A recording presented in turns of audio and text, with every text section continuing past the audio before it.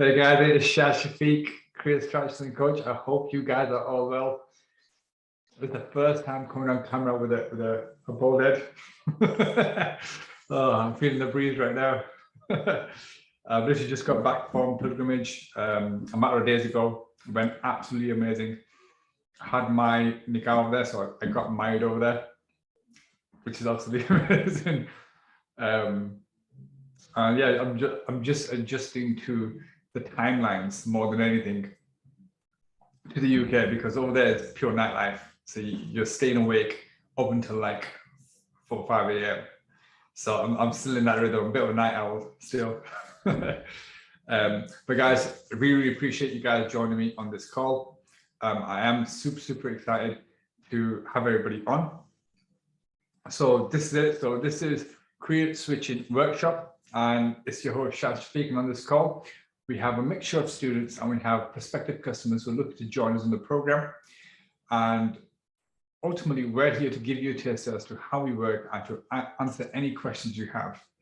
And in this workshop, we're going to be covering how to become a business analyst or a project manager or even a business intelligence analyst, regardless of whether or not you have any relevant experience, and without spending thousands of pounds going back to university. And we'll be sharing proven strategies on this call, which you can take away with you and implement straight away and get instant results. Now, I've invited 2 of our successful students on this call, who've had crazy results, and they recently secured high-end business analyst jobs with international companies. And they'll be sharing their journey, and you can ask them any questions you like towards the end of the call. Now, I will also be sharing the winner of the prize draw we had, and the winner gets an iPad Air 5th generation. So super excited for that, to announce the winner towards the back end of this call. And more than anything, I want to be able to make sure I can tailor make this workshop according to you guys. So I'm going to publish a few polls right now. So first off, I want to know on this call who's an existing student of TLA and who's thinking about joining. So I'm just going to launch this poll now. I'd love to see your answers.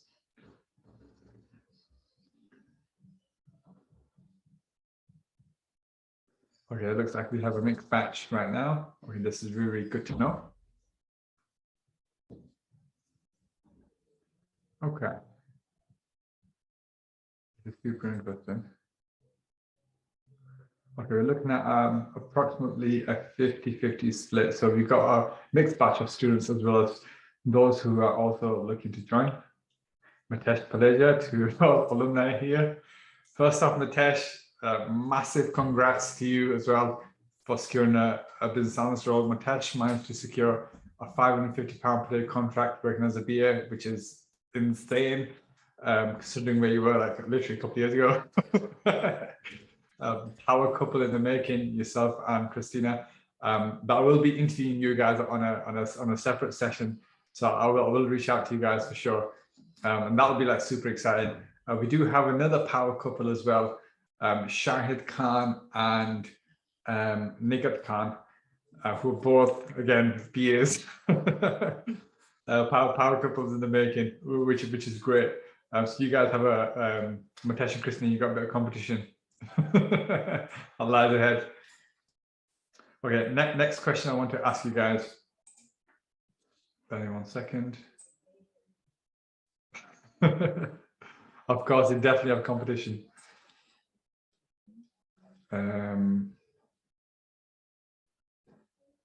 Okay, next poll I want to know, right? So, of those that are thinking about joining, what's holding you back from joining? I'm going to launch this poll now. I'd love to hear what your answers are. So of those that are thinking about joining, what is holding you back? Sounds too good to be true, not sure how it works, too expensive, not sure if it's value for money, other. Okay, so we got a mix. Ah, okay, that sounds too good to be true. That will be omitted in this call right now. It's not too good to be true. It's possible. You just need to have a really defined approach as to how you're going to get there. And once you've got the defined approach, it all becomes easy thereafter. Okay, this is really, really good to know. Okay. Okay, the next question I'm going to ask on this call is just so I can ascertain which area everybody is looking to go towards. Which area of business support are you interested in?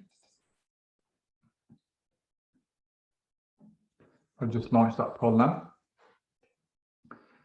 Okay, so we've got a batch that are interested in the data BI analysis. We've got many in business analysis, and we've got a fair batch in project management as well. Okay, this is really good to know. Okay. I want to make sure everybody that's on this call, you get the most out of this call. Okay. Okay, so you've got 25% on data BI, 85%, 45% on business analysis, and you've got about 38% on project management. Okay. And last question I want to ask, just so to ensure that you do get the most out of this call, which area of recruitment do you feel you struggle with the most? So I've just launched that poll now. If you could just complete the answer. So you've got the options of either your CV, whether it's a case of securing more interviews, whether it's conducting presentations, or whether it's the actual interview itself. It's a tough one, right? Because each one of these lead to one another. For example, if you have an amazing CV, then it'll be so easy to get interviews. But if you're struggling to get interviews, it's probably because of your CV. Your CV is not good enough. So if you're not getting enough interviews, 100% hit CV for that. If you are getting CV, if your CV is great, you'll get loads of interviews. But sometimes it can be that when you're speaking to recruiters, you don't know exactly what to say. It could be the case that, okay, your CV is on point, you're getting loads of callbacks, but when it comes to actually securing the interview, you're unsure what to say, you're unsure on how to state a very clear scenario about your CV, a story, a simple star structure story on from start to end on your previous experiences. Conducting presentations, that is a fair one. That's a big one. Companies give all sorts of different scenarios as you go for like interviews. So it is completely understandable with conducting presentations. You don't know what to expect. And interviews itself, interviews just comes with preparation for sure. It's just that star structure. Once you've prepared for it and you've written it out, and there's just a constant rehearsals. And it should be to the point where it's literally at the tip of your tongue. It just makes it that much more easier for when you get into the interview. Okay, but that's good stuff. So you've got about 47% saying CVs, which is second to last. You've got getting interviews, 37%, conducting presentations, 30%, and the interviews itself at 49%. Okay, it's really good for me to know, just so we can make sure that everybody that's on this call, you can get the most out of this, and I'll ask very specific questions to the guys I'm going to be interviewing now. Okay, so first up we have is Lanre. So let me just get him on. So now Lanre's got an amazing story. From considering where he started off at to what he's managed to achieve is absolutely insane. He's literally gone from a £24,000 a year administration role to a £62,000 a year business analyst role, which is absolutely insane. And guys, if whatever questions you have, make sure you drop it in the Q&A section. I'll make sure I shout them out as I go along, and we can pick a Lanre's brain. That's how you managed to do it, which is it's an insane result.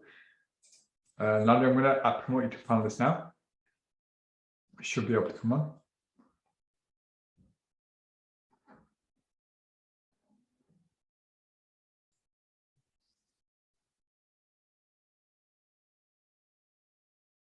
Landry, can you hear me okay?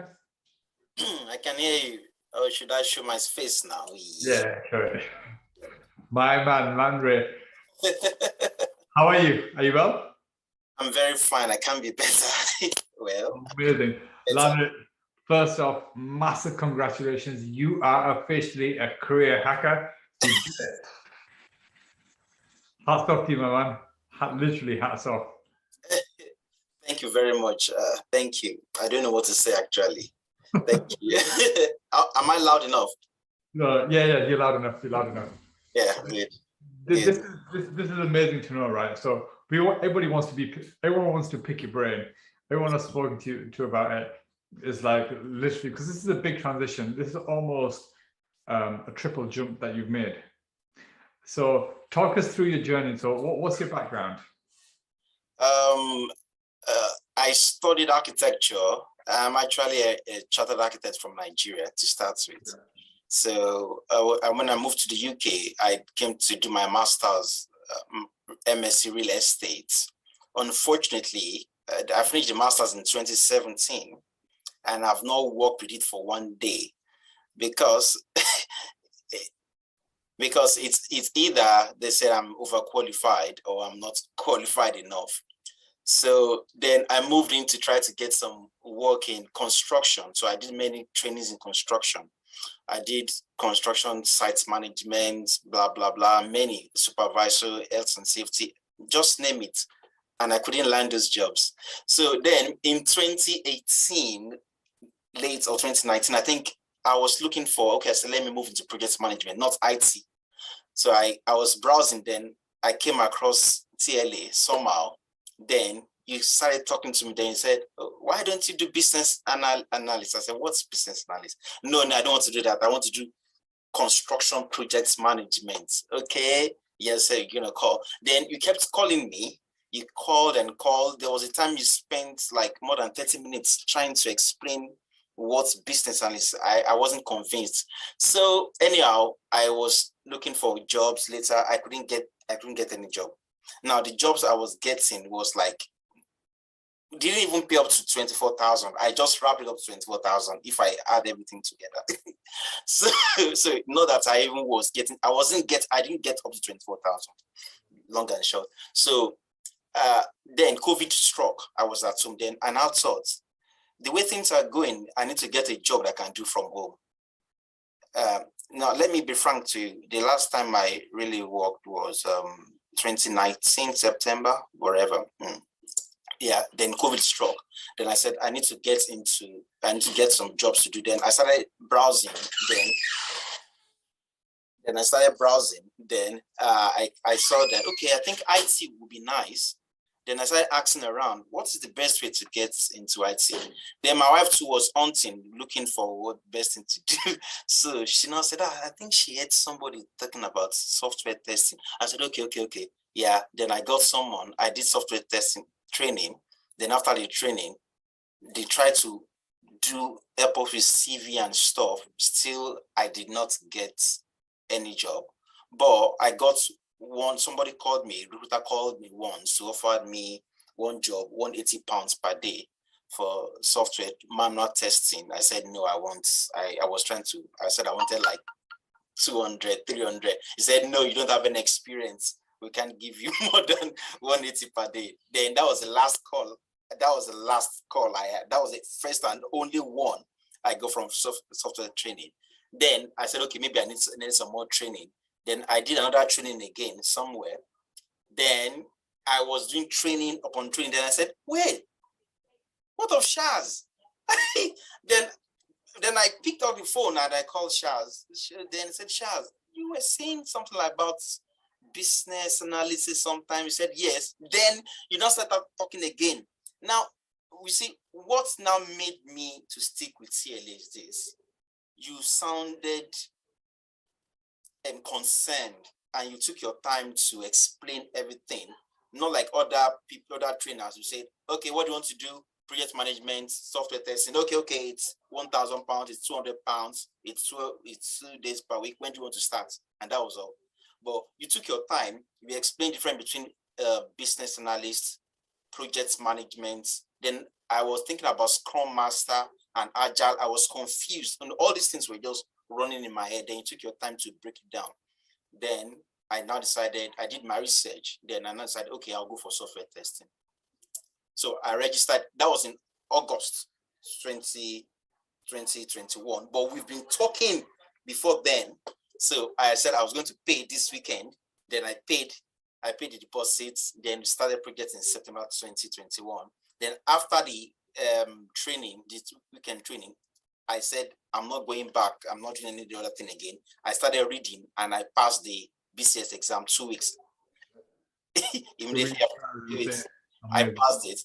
Then I uploaded it on my LinkedIn profile that I've passed.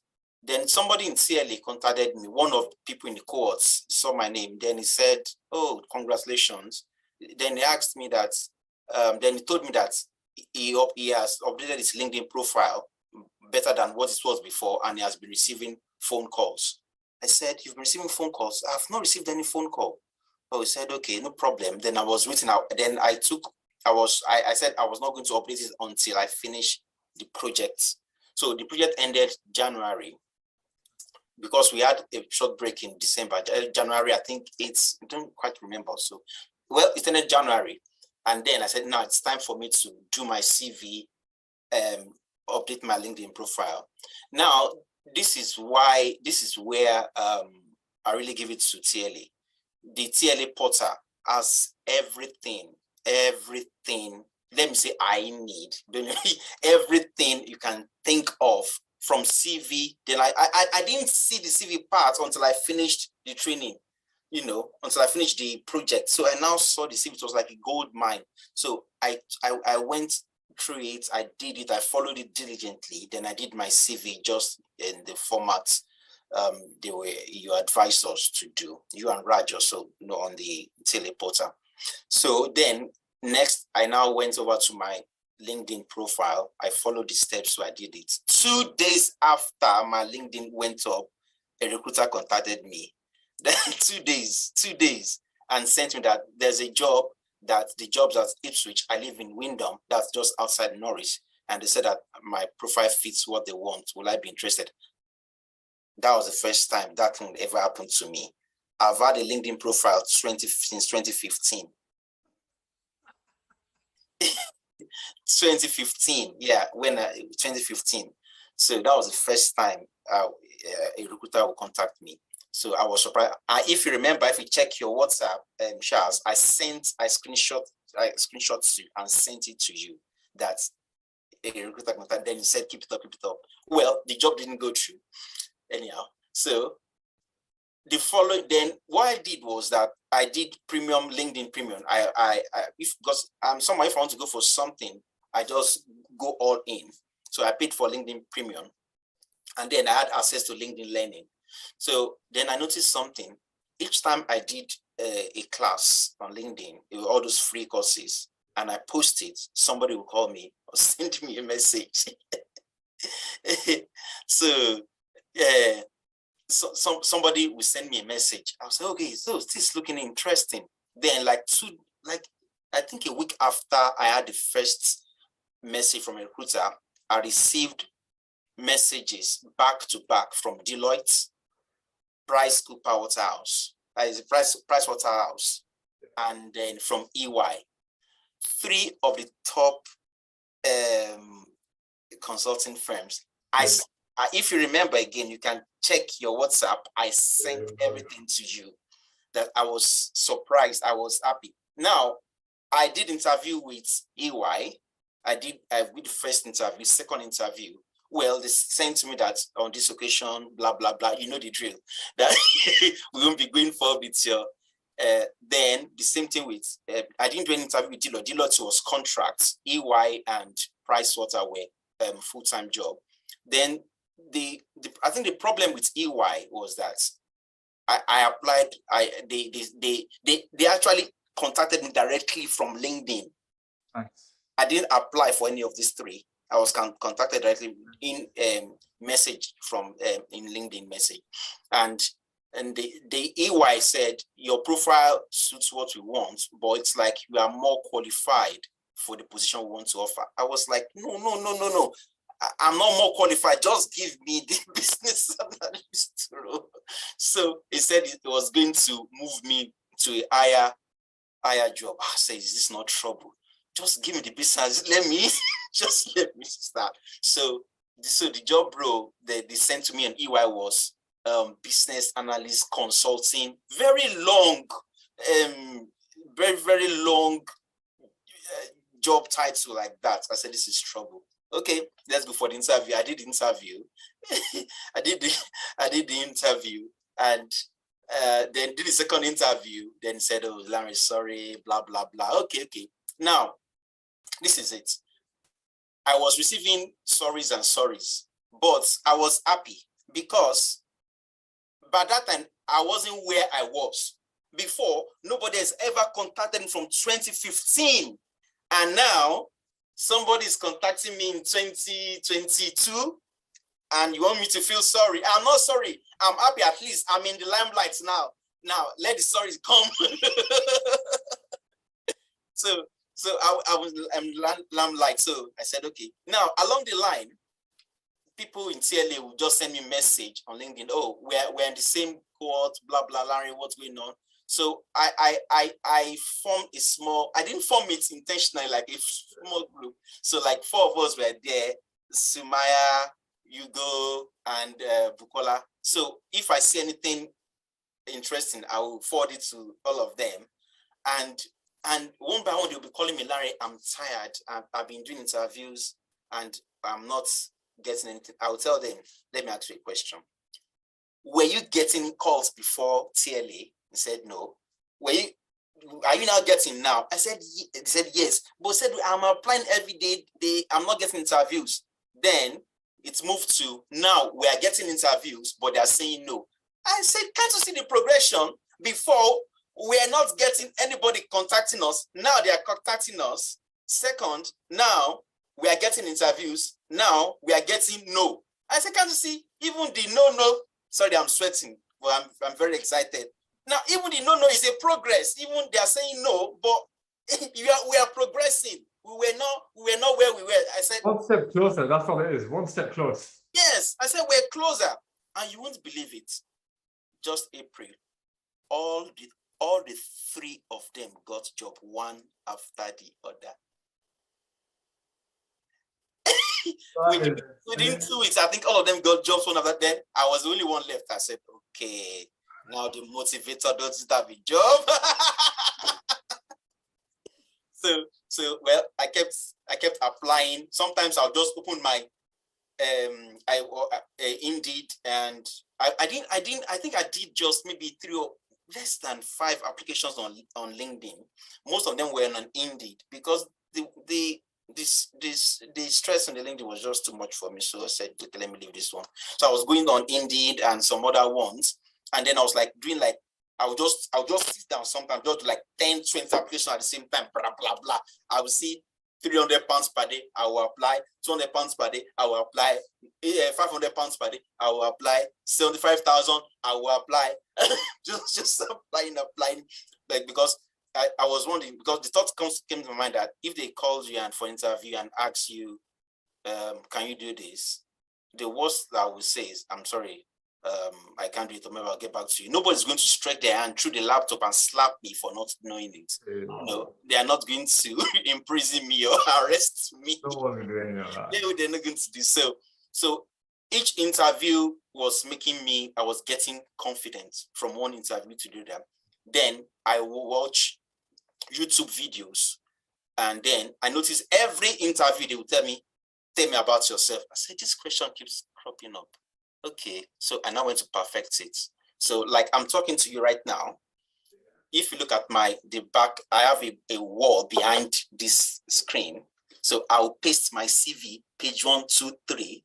I'll paste, tell me about yourself, the correct answer. I'll paste all the likely questions. So just right at the back of my camera here. So if I'm looking at it, you think I'm looking at you, but I'm reading the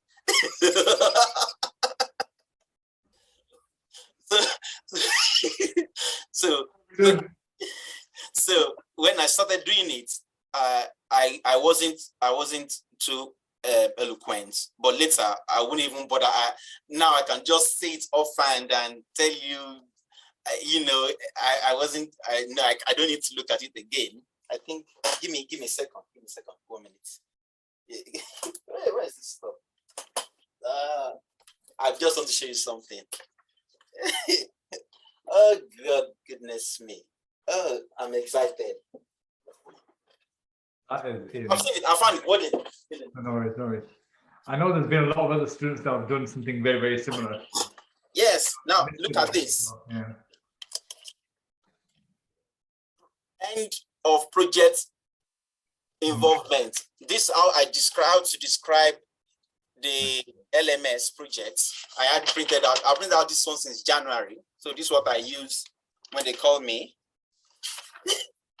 And then my CV. Can you see it? Yeah, that's amazing. Page 3. Can you see it? Page 1. So I won't get confused. Page 2. So I paste it at the back of my laptop while talking, so I can read it. You think I'm speaking to you, but I'm actually reading. Yeah. So it's now. So I wouldn't have to be saying M. So once I would have digested it before going for the interview. But then once I now see the CV and I see a word, it jumps on me. I can continue and pick it up from. Like an acronym, isn't it? So you associate a word with an entire. Yes. So I can frame it. Now I did that. Then now how I got this job. So April 11, I won't forget. I saw this job. Business building information management business analyst. Jesus Christ. I told you I studied architecture. And in 2016, the UK government said all government jobs should be done using BIM. BIM is a way of working. We used to use AutoCAD to do drafting and stuff. So it's more collaborative working. It's like digitalizing the construction process, which I had knowledge of before coming to the UK. So when I saw this job, who does BIM and business analysis? It's like it's like a subject matter expert job. I said, okay, I will apply for this job tomorrow. Now, I didn't notice that the closing time was April 12th. And I saw the job April 11th. Well, I was about sleeping. I made a lot of applications. Then I said, this job is special. I copied it, pasted it somewhere. Then I was about to sleep like 11:30 because I sleep late, around 11:30, 12. I was about to sleep the following day. I just remembered, BIM. Oh, I just opened my laptop and at this time it was 11:45, 15 minutes to closing time for the job.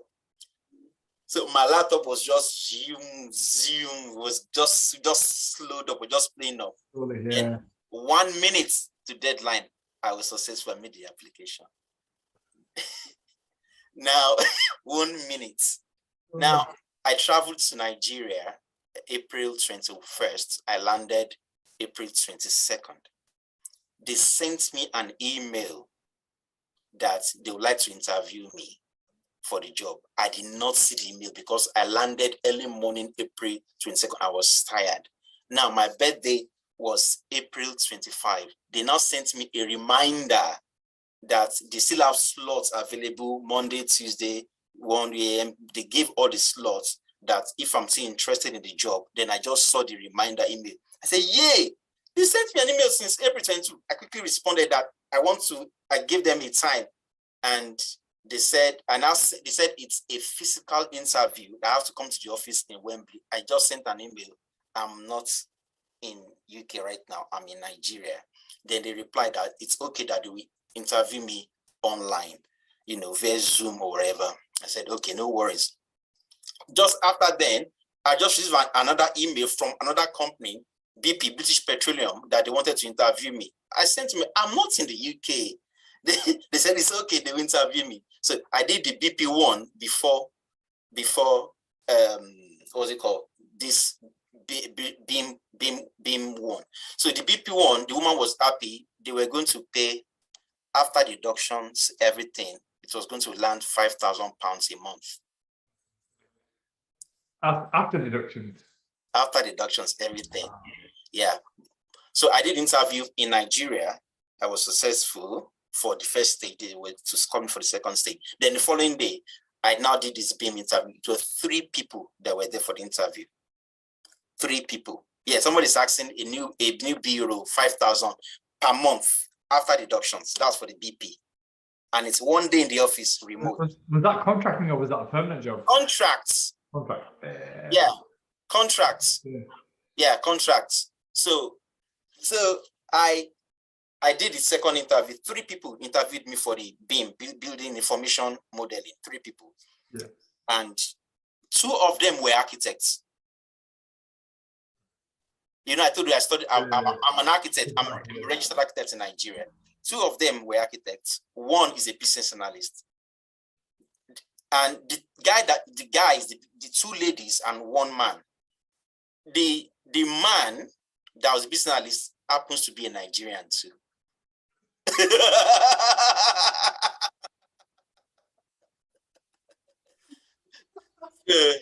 So it was very funny. And you know the funniest thing, the company is a real estate company. They build houses. Yeah. They build houses. And their contractors or consultants use BIM. So they needed somebody in-house that can relate, that can connect the data they're going to be getting from their consultants, you know, that they can use. They need a business analyst that can interpret the data and that can elicit requirements to, you know, do all those stuff. They need somebody to bridge the gap. And by the grace of God, I had everything. I'm a business analyst. I have background in architecture and I also know about BIM. Everything just gelled together. It was a perfect blend. So they were just asking me questions. This is the first time somebody will ask me about my degree in architecture. Said, your degree in architecture, where did you have it? I said, Obafemi Awolowo University. Okay, this and that still. And you know the funniest thing, don't forget, I told you I had a master's degree in the UK in MSc Real Estate. And it's a real estate company again. Yeah, great effect. Someone said great effect. You know, everything is just gelled. So they were now asking me questions. The question was like very straightforward. Then the ones I don't know, I'll just tell them, I'm sorry, I don't know the answer to that question. You know, but every other thing I answered like twice or thrice. They asked me some questions that I didn't have any idea about. Those questions were like too deep into BIM. You know, some like government relations document that, do you know about it? I've heard about it, but I can't say yeah. It's like you're saying, have you entered a plane before? Yes. Can you fly a plane? No, I can't fly a plane, but I know what the plane is, you know. So something like that. So they said, okay, we will get back to you. So it was just 1 hour interview in Nigeria. I didn't have any official shirt. I had to go and buy a brand new shirt and get a tie, you know. So, you know, you can imagine I went for holiday and I had to be doing interviews. So they said they were going to get back to me. Anyway, fast to last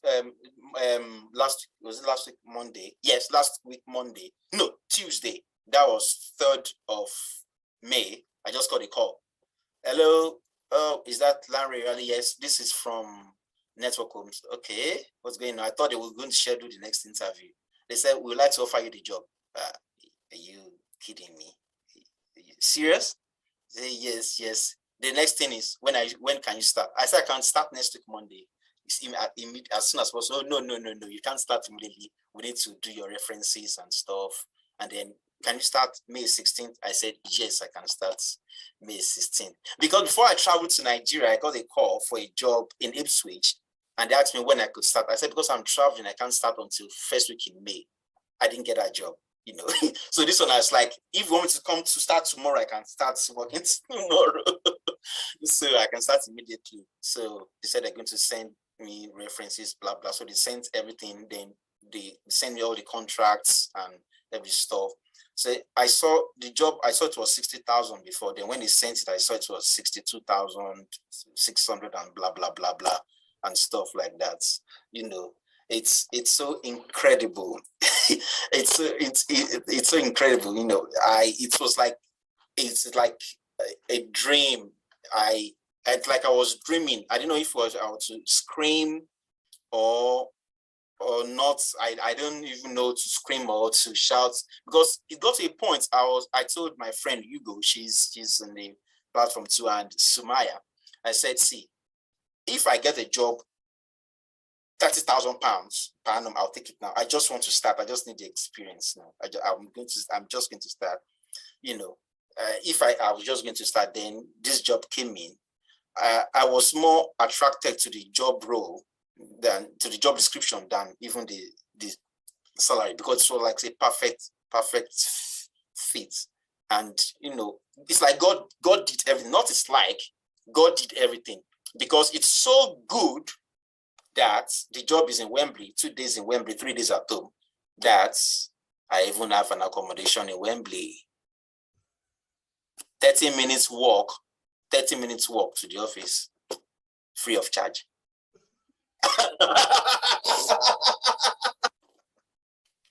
You got everything planned out. That is mad. I've never seen something like this before. So I was discussing with a friend today. He said, "Oh, it's like too expensive." I said, "Let me tell you something. My take-home pay for the first month will be more than all my training amount I use for training in CLA." Yes. Although the DP called me back, they said that I was not successful about the job. I said, don't worry, it's fine, thank you. Later in the future, I think I'm okay with this one for now.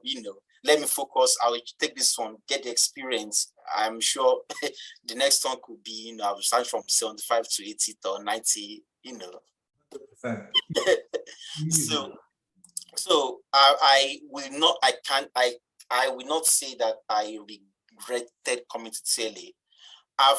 Everybody that I know, I've been talking to them about CLA, to the fact that I've even received £600 referral back from CLA. Yes.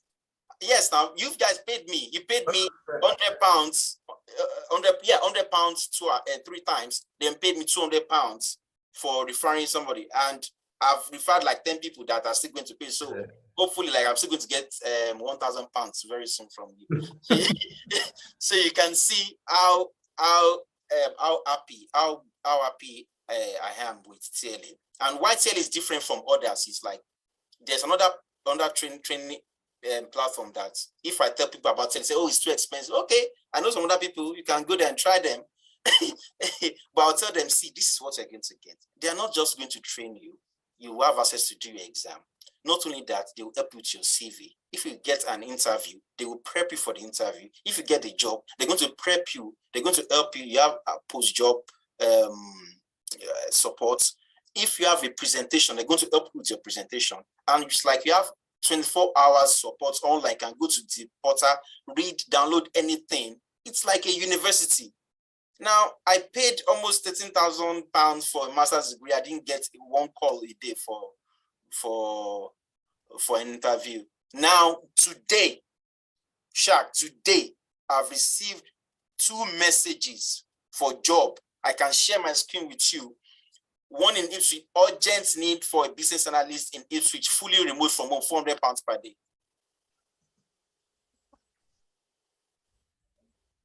Today, yes. I said, I want to focus on this first job. I want to learn the ropes. I want to put in all my best. And let me show you something. Are you looking? Yeah. For you to know how dedicated I am to this business analyst.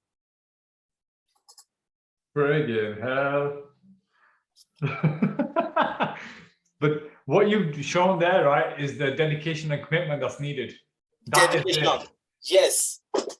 Oh, dedication. Not finished. Hold on. Business case. Hold on. Not finished. Building life cycle. Requirement elicitation. requirements engineering. Friggin' hell. But you know the funniest thing, they didn't ask me anything from those books. Then what I discovered is that I only need this when I start working there for references. But I was hungry for information. Everything I needed was on TLA Porter. Like there's a part in TLA Porter. Somebody said intimidating. I still have more books there. What you just done is set the standard. You set the standard so high right now. Everyone's thinking, I need to be like Lanry right now. I just bought 7 books from LinkedIn yesterday because I saw my job description, not LinkedIn, I said LinkedIn, from Amazon. They said I should know Power BI. I've been doing Power BI training. So I bought Microsoft Power BI. I bought, what's it called again? Azure Data Bank. Like 7 books. I saw 7 from data analyst book to Beam books, and then one on, is it elicitation or something like that? So I'm analyzing data on Beam. So 7 books, they're arriving tomorrow. So in all, right now, I have almost 30 books on business analysis, data, Beam. So I'm going to smash them. Soon. I'm ready for them. So I'm not just going to go there like what they ask, blah blah. I'm going to go fully loaded. How much of those books have you read? I can't count. I'm out of.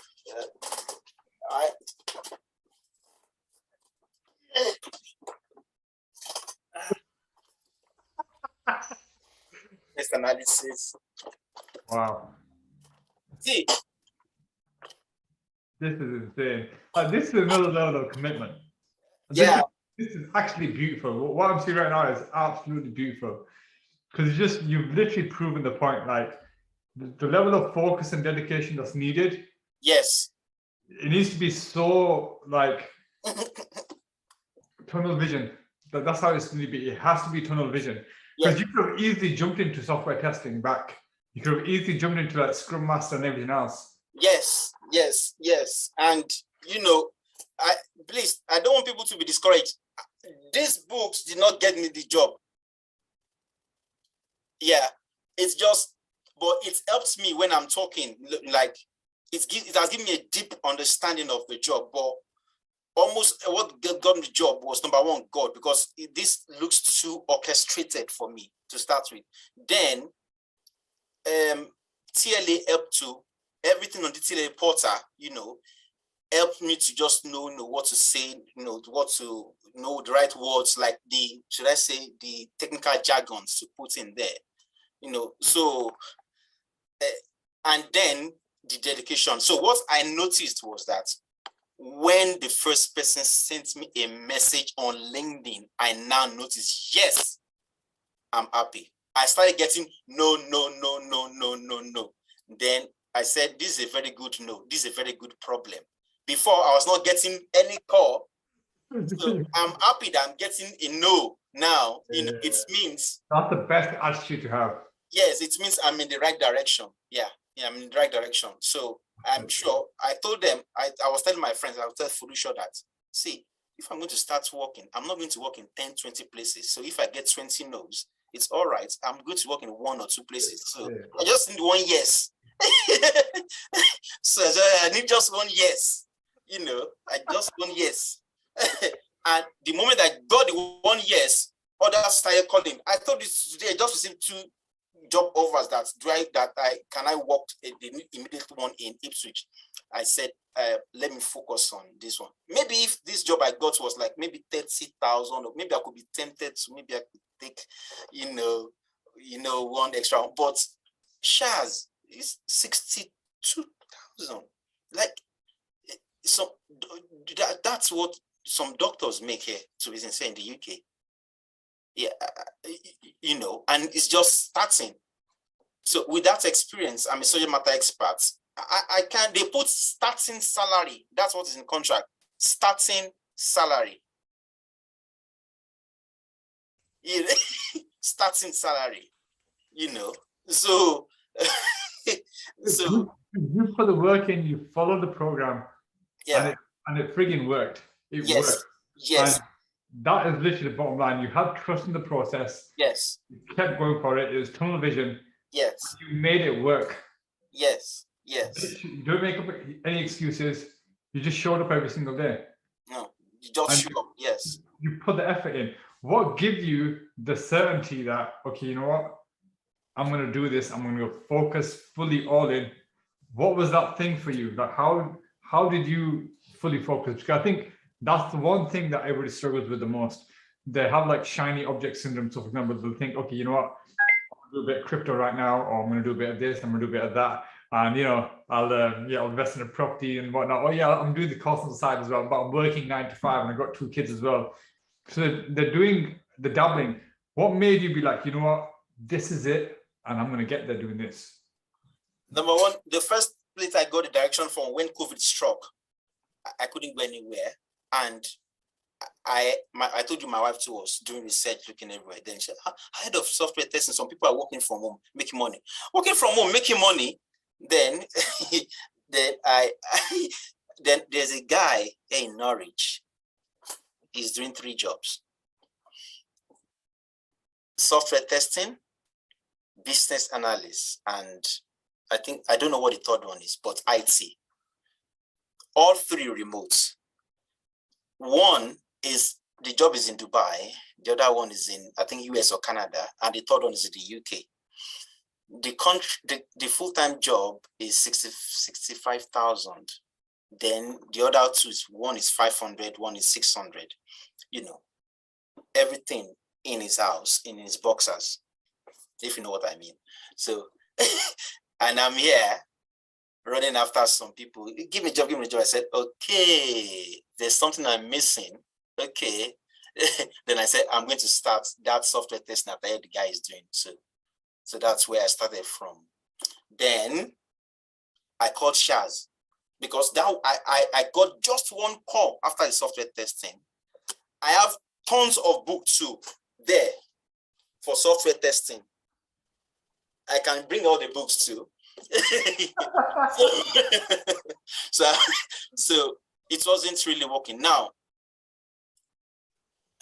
the difference is this: TLA not only did the training, they put us in the right paths on how to put your CV down, to get your CV in front of the door, not in front of the door, to enter into the room and put it in front of the recruiter, and the calls started coming in, and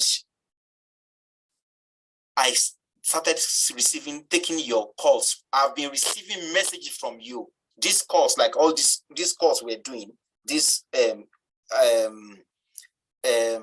call that we're doing, this that you've been calling people to come and talk. I've been receiving the emails that every Wednesday, 8 p.m. I said, what's Charles saying? What's Charles saying? So when I decided, then I was on a call like this, and somebody said he got a job, and I think maybe was doing, I don't know, maybe care or something, a job that wasn't paying well. Or maybe, I'm not sure, I don't remember. It was in a same situation like me, like I was. So yeah. I felt I could relate, I could connect. I said, if this guy can do it, then I can do it. Then I was almost every Wednesday, even if I was busy, I'll put a headphone on. I could be doing something else, but I'll still be listening. I'll still be listening.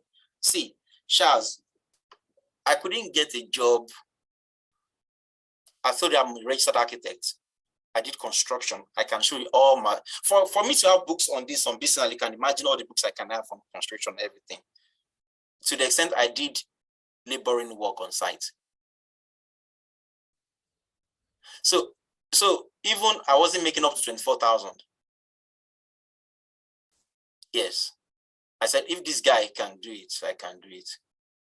So I started reading, I started doing it. And I didn't apply. I said, yes, I did laboring jobs. Someone said, goodness, yes, I can show you my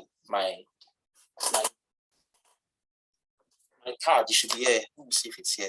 Okay, it's not here. I can show you my site card. I can show you my site card. Yes.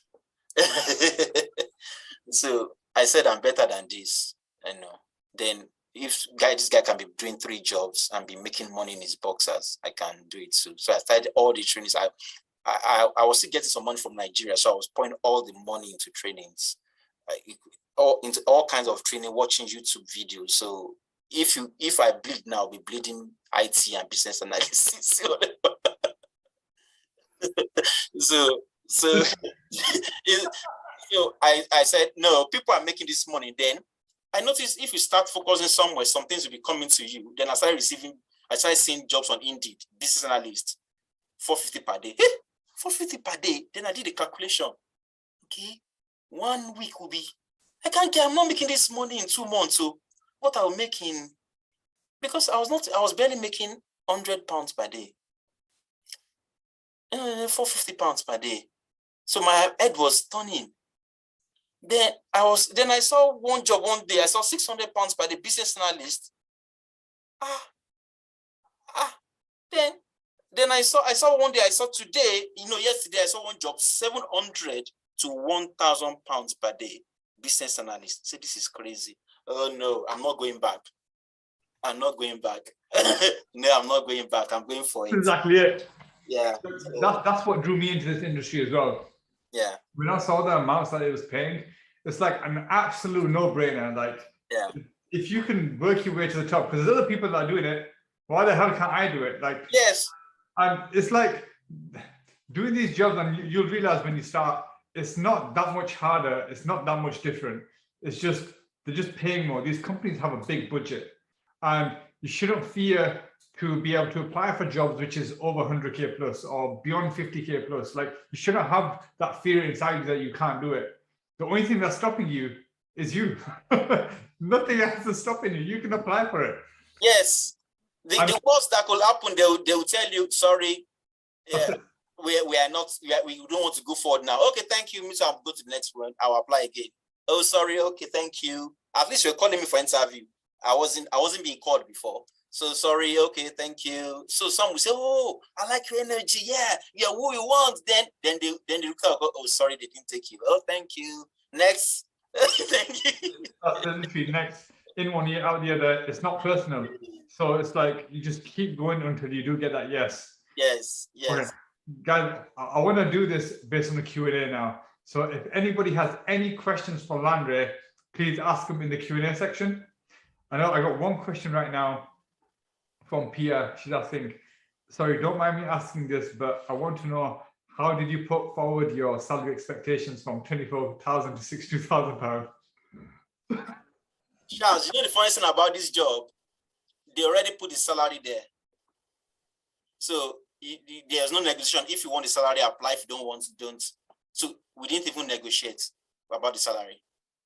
That's insane. So we didn't even talk about the salary. Just did the interview the next Monday. We are giving you the job. Yeah, giving the job. So I didn't even negotiate salary.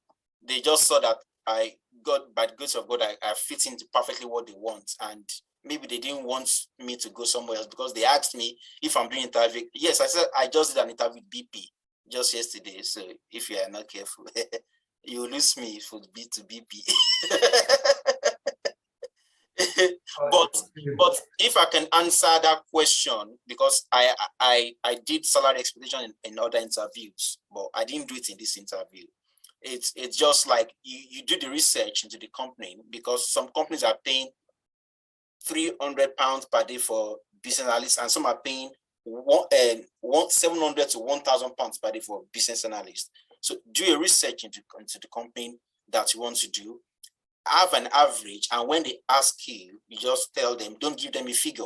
Just tell them, you don't know me, I don't know you, but I'm ready to come in. As if I come as a business analyst, I'm very commercially aware, and I'll give you the best that you can ever get.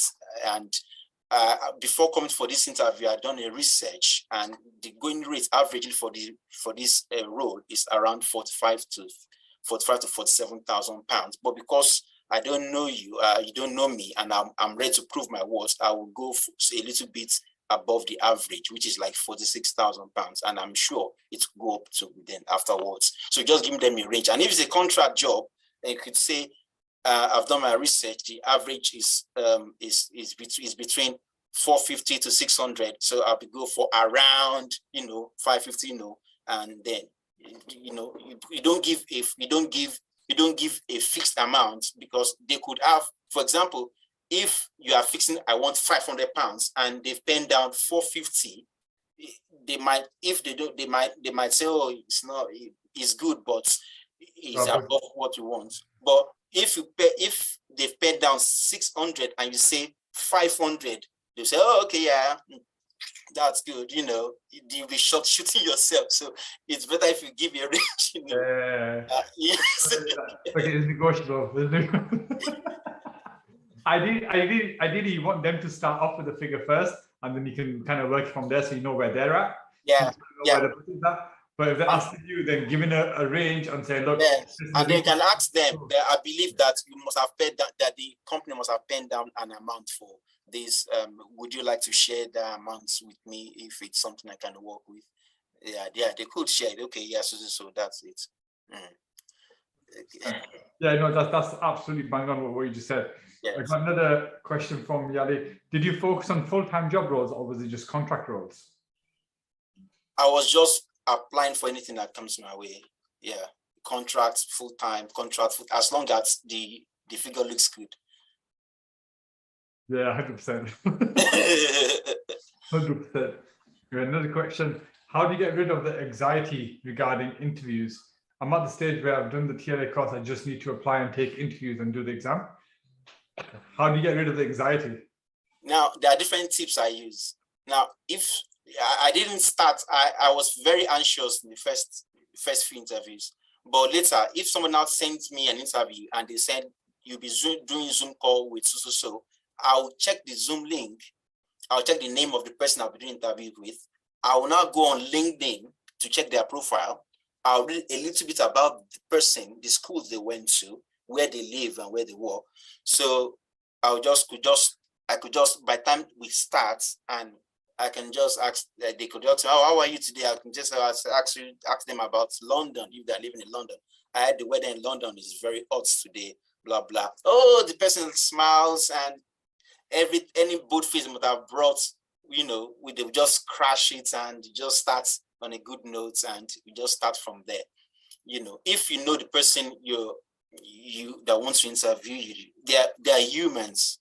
For example, if I start working now at this place, after some few months, they could invite me on a panel to interview another person. So they're just people like you and I. So once you know that they're just humans like you, there's nothing to fear, and that you know that the worst that could ever happen is for them to say a no. So if you have that at the back of your mind, you have nothing to fear. 100%. Bang on. There's no reason to have that anxiety, for sure. Like, you just gotta go in with pure confidence, certainty. But the more you practice these questions, these interview questions, the more confidence you get. And like Landry, just set up a new library at your house. Just get loads of books. Let's give you that confidence. No, but what you've done is bang on, and hats off to you for it. Right, got a few more questions. I can get swamped with so many questions right now. Hi, Landry. How did you feel with the first BA role? How did you fit in? So this is going to be your first BA role, isn't it? Yes, not just first BA role, first work in many months. Fair enough. Okay. Okay. In terms of your work experience on LinkedIn, was the TLA project experience the only one that was relevant to business analysis? Sorry? So in terms of your work experience on LinkedIn, was the TLA project experience the only one that was relevant to business analysis? No. I told you I did training in software testing. So the guy that did training for me software testing has a physical office in Norwich. So once a while, I'll go to his office and he'll give me some things to test. I'll test it. So I put that as my second job. I put second job after Transform Alexander McLean. I put business analyst stroke user acceptance testing tester, UAT tester as a second role. And then when I came, I was trying to attach with an architect in London. So maybe she would just send me some things to do over there, some little drawings. So it's an architectural firm, and I used that as one of the jobs. So I now changed the title. I didn't put architect there. I put change development manager.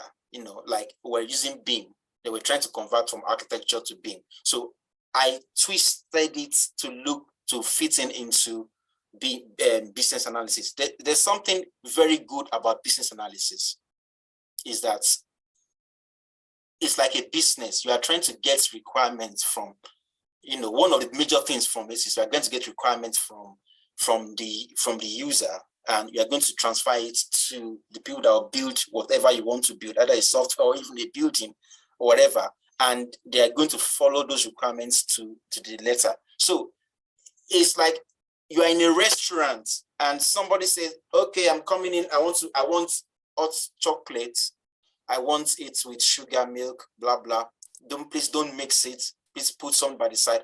You are taking the requirements to the letter, and you are taking it to the kitchen, and they will produce it, and you make sure that is what you collected from the restaurant floor is what they produce, and you test it, and then you deliver it. That is the work of a business analyst. So even if you work in a restaurant, you can put it that you elicited the requirements properly, and you delivered it and submitted it. It's simple. So you can you can use any work anywhere once you understand what a business analyst is doing. So I turned all my past job into a business analyst job, and I submitted it. You explained it bang on perfectly. That's exactly it. Is using your existing skills, everything that you already have, and just translating it into business analysis. Yes. How long did that process take you to be able to explain that, like to the point that you have right now? Like at what point were you sitting down and writing your scenarios out and then rehearsing it? Is that how you did it? No, I didn't bother. It was just immediately after I finished the training in January, and I did the first one. That's easy for you. Is once you first of all do the Alexander McLean or is it more Robinson Moore one? Once you finish that first one, it will be easier to tweak your previous experience to follow that one too. Amazing. Okay. Yeah. That makes a hell of a lot of sense. It took me just like a day or two. So when I finished, I just copied everything. I just dumped it in LinkedIn. Word for word. Landry is an absolute character, but I'm loving it. Your energy is insane. You are a character, 100%. We need to see Landry on Netflix. Landry needs to be on Netflix. No, it's really, really good.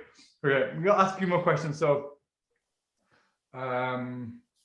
okay, could you please share with me what are the 3 most important things you would recommend when you are transitioning?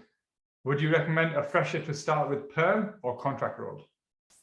I think it's better you start with permanent role. I've not, this is my first job. I've not been there. I've not worked, but from my personal research and question, because I asked the same question.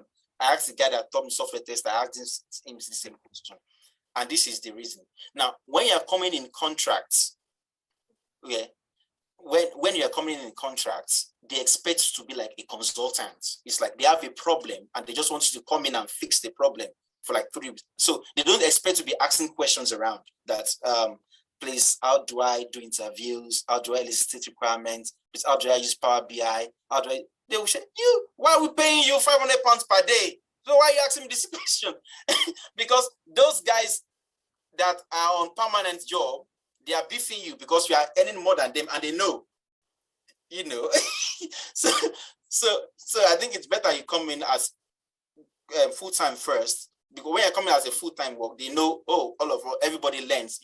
They don't expect you to know what someone that's been there for 2 years know. So they'll try to explain stuff. So when you come in as contract, as full-time, get full-time job first, then afterwards you can be getting the contract. You are now like, the stuff now. You can. Yeah, no, I completely understand. Yeah. No, I'm gonna ask you one more question, right? Because we're kind of on time right now. I'm going to ask you one last question because we've got Theo to interview next, and then I want to announce the winner for the prize draw as well. So this question I'm going to ask is a really, really valid question. Now that you got the job, so this is from Tracy. Now that you got the job, looking back at the course, what do you wish you would have done differently that may have helped you during your learning? I don't understand. Can you rephrase that question? Sure. So looking back at the course, what would you have done differently, if anything, during your whole process of learning over the 3 months? Let me see. I think, yeah, I know. I would have started doing my CV immediately after the weekend call, the week 2 week.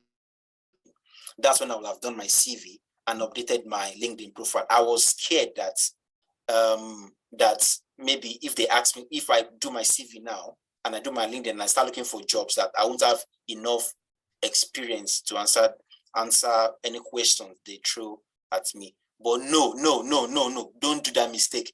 Start immediately. Do you know why? Failing at the interview is part of the process. 100%. I completely agree. That is 100% it. So you're right. Yes. Failure is part of the process. Yes. Like once you're resilient to that, then it's easy after that. Then it is so damn easy. It's just getting that first no, accepting it, and then moving fast. Yes. If you get a no and start crying, or forget, yes, you've lost the battle. Yes. You keep going. No, what you said is perfect. And I recommend 100% the same thing. But I would suggest though, make sure it all depends on what background you're coming from. If you're coming from something where you have no background, you have zero understanding, then I would suggest 100% do part of the project, do like halfway through it, fully understand it first, and then start applying. But if you have some level of understanding and you understand how the basics works, start applying straight away. Do your CV, do your LinkedIn profile, because the interview is one interview away from like a £600 per day contract. One interview is the only thing that it takes. That is it, and you've won. Literally. Yes. And then I've seen some of our colleagues in the same cohort that say, "Oh, I've not started applying." I said, "Why?" So because I've not done the BCS foundation exam. This is a mistake. Not one of all the interview, not one. They didn't ask me for, do you have your BCS foundation exam? They didn't ask me, but I normally see in some requirements, part of the requirement, they want you to have some form of certification. It could put you heads above shoulders up, above some. But what they're particular after is the experience. And TLA has the experience. Another thing I forgot to mention, do you see, TLA, you do, I think, is it Tuesday, Thursday, Friday, what's it called? I wrote it down. Is it callings that you do? CV reviews, LinkedIn reviews, and interview. Please, guys, just log on and listen, even if you don't have any questions. People are already asking questions that is like the job that maybe they got interviews and they asked them questions to do a presentation. And Anissa and the other lady, they will break it down for them. And it's like you are using somebody else's review. You are just learning it. So I just listen to it. I will sit down 2 hours to be listening. I'll be writing down. It's not my question, but I know it could have been me that was told to answer those things. So I put myself in the shoe as if I'm the one that they're answering each of our questions. So I write it down. I print it down. Even this one that I printed out was somebody else's question. They were answering somebody else's question that, what did you do in your previous role? So she was saying, this is how you say it. So I said, I downloaded it. So they sent it to the Facebook link, Facebook, whatever. You have to, they say important. So Anissa uploaded it on Facebook. I went there to download it and print it out.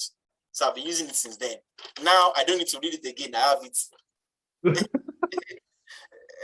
I have it offhand. Oh, Lando, it's been amazing. Like massive congratulations to you. Like, you're a massive inspiration. Your story is insane. And I swear we need to get like a PR piece on you. Just on you, the absolute character. And it's been lovely speaking to you. But Landre, but we're going to move on now. Landry, it's been an absolute pleasure to have you on this call, and really appreciate it. Guys, feel free to contact Landry. You can message him on LinkedIn, connect with him on LinkedIn. It's Landry Oiwale. So I'll just type his name out in the chat. Feel free to connect with him on LinkedIn and ask him questions. By all means, it's been an absolute pleasure, but thank you, and hopefully I look forward to speaking to you very soon. Thank you, Landry. Thank you. Cheers, buddy. Thank you. Yeah. Okay, guys, up next, so we're running a bit away from time right now. I want to keep interviewing Landry, but it's unfortunate right now. So next up we have is Sira. So we're going to get Sira on, and any other questions that anybody asked, I will ask those questions. How do I get off? I'll tell you now, 1 second. Or I can leave and join again. Okay.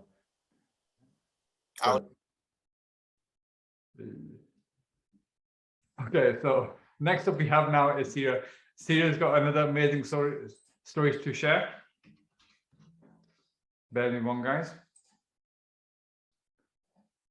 1 second. Sira, can you hear me okay?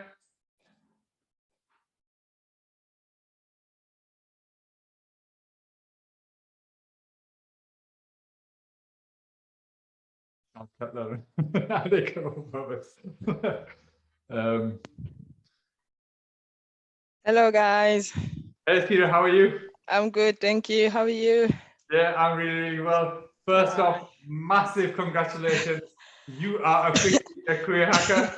Oh, thank you very much. I'm just trying to have a better light in here, but I think probably this way will be best. Yeah, don't worry about it. This is absolutely amazing. See, tell us a bit about you. Oh, a bit about me. So I came to the UK in 2012. So I've got a French background. I've been living in France, so did all my study from France. So came in UK without family, and then not speaking a word of English at all.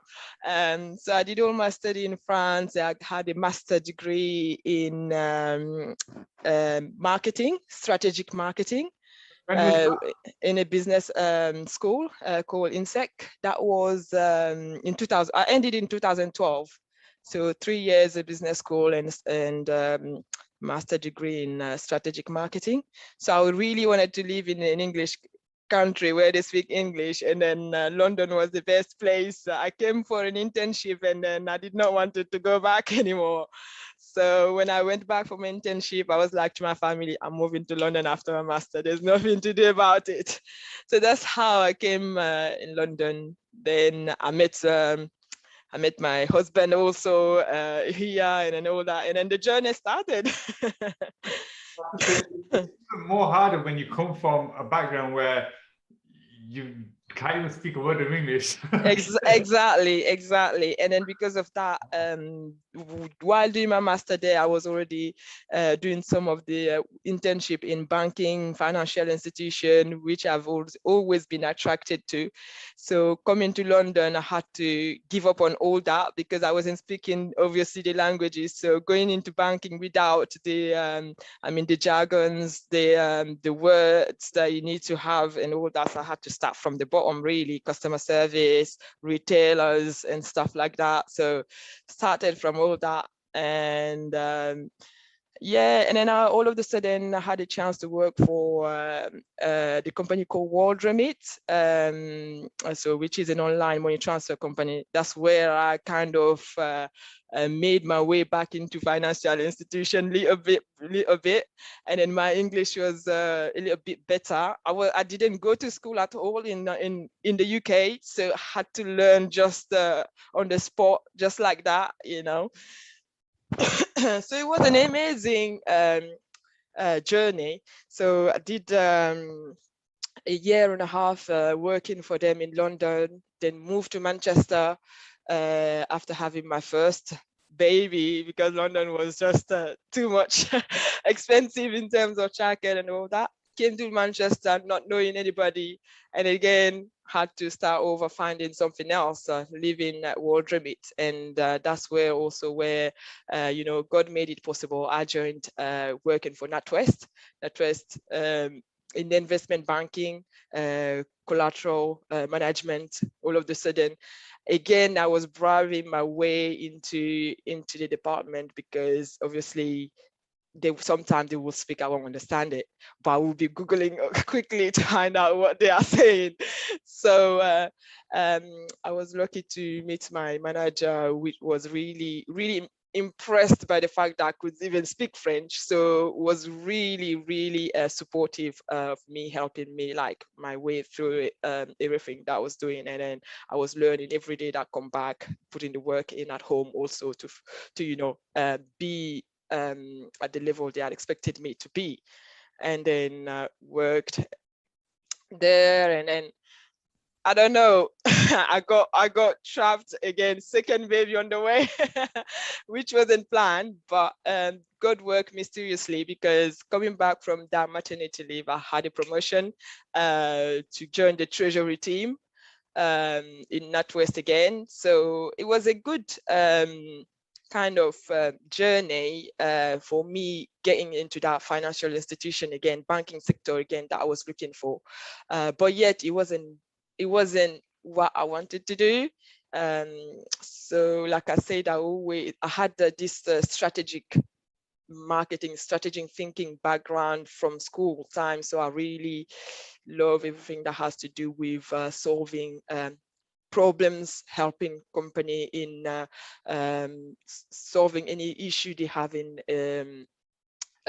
department or the whole company. So that's the reason why I did marketing strategic, where I had to use SWOT analysis, Porter, a lot of those tools really. So I was kind of trying to get my way back to that. So anytime I was looking for jobs online, I was trying to go into marketing. But then I realized there were a lot of various type of marketing. There's digital marketing, there were a lot of things involved. So it was really large. So coming from only theoretical background, it was kind of hard to get into that area that I wanted. And then obviously I had the language barrier also to make myself understand the other side of the market. I would say just sell myself in terms of what I want to do, and then also find the right probably training to do to get there, especially because I've had a master and then from France also. So that was a little bit where I was doing until back then in 2019. Then when I was in NatWest working in the investment banking, I was then working alongside with some BAs, a lot of different departments, BAs, compliance. So I kind of, that's where I started understanding what all those different departments do, risk and control and stuff like that, because we were all working together, and then my work was involving working with these different stakeholders. Did you apply for, you applied within NatWest, didn't you? And then from there, you jump from one department to another department. You mean for the BA role? Yeah. No. So from NatWest, I was trying to get a promotion to a BA role, because I was already working with them. I was trying for them to move me to that department, but at the same time, they were expecting me to have already some kind of skills. So it was kind of hard. And then all of a sudden also COVID kicked in. And then when I realized what BA are doing is what I would like to do, because in the process of what I was doing, I was raising all the time issue to the BAs, like what we're trying to resolve in our department are working. So I was kind of really keen to be doing what they are doing. So I was telling my husband, oh, I want to do, I think business analyst is what I need to do. But how I need to do it, I don't know. And then unfortunately at that time, I did not get the support that I needed from him to encourage me to do it. He was like, oh, I guess you should do some training on Udemy for now and stuff like that, or maybe do IT training and stuff like that. And then you can start with SQL, because he works in IT. So it was more driving me towards those. So that's fine. I then went and do some SQL training and stuff. Kind of, and then I was like, okay, I like it, but that's not what I want. So I decided in August 2021 then to look for a business analyst training to do. And that's when I heard about TLA from one of my friends that I knew. I knew her recently, and then we were just talking about career switching, because she was doing customer service and then she wanted to switch. And then I think in her process of searching, she found TLA, and then she talked to me about it a little bit. At that time, I wasn't really too deep into it. I was like, okay, that's good, go for it. And then I sat down. When I was then looking for BA, I went and did some research. I saw a lot of training academy coming up. Then I didn't know which one to choose, really. I was lost, and then obviously I wanted to choose the right one to make sure that I've got the experience, but at the same time the support, in terms of the fact that already I've got the language barrier. I never studied in this country, and then at the same time I want to make sure I'm getting the support in terms of how to apply, how to get the different how to break that language barrier, but also how to move from what I'm doing to the BA world. So I was and then I'm the type that need really coaching. I'm not the type that can learn easily by myself. I will say I need that little bit of support also. So that was a bit my worry. So I went, all of a sudden, I thought about her, and then I went to her and then I asked her which training academy she used, and then she told me about TLE. And then at that time, I already seen TLE online, and then I already spoke to you, I believe. I've already called. But still I was scared that it's not the right one for me. And then at the same time, at that time, I was having some relationship issues. And then I was like, okay, this is the time where I need to focus on me, do what I want to do, and then do what's right for me. And then that's not don't need to be motivated by someone or whatever. It has to be me. So that's how I went with the motivation. And then I spoke again twice, I think, with you. And then I decided, okay, I'm going to sign for it, especially when I heard that I can pay monthly. I was like, okay, that resolved one of my financial issue. I don't have to give the money in one go. So that's how I signed for it in August. And then I started end of August. End of August, okay. That's amazing. So when did you start applying for roles? My story got complicated, but I started applying only in March. Started applying in March. That's amazing. And then I got the job in April. But yeah, wow. The reason why I started applying in March,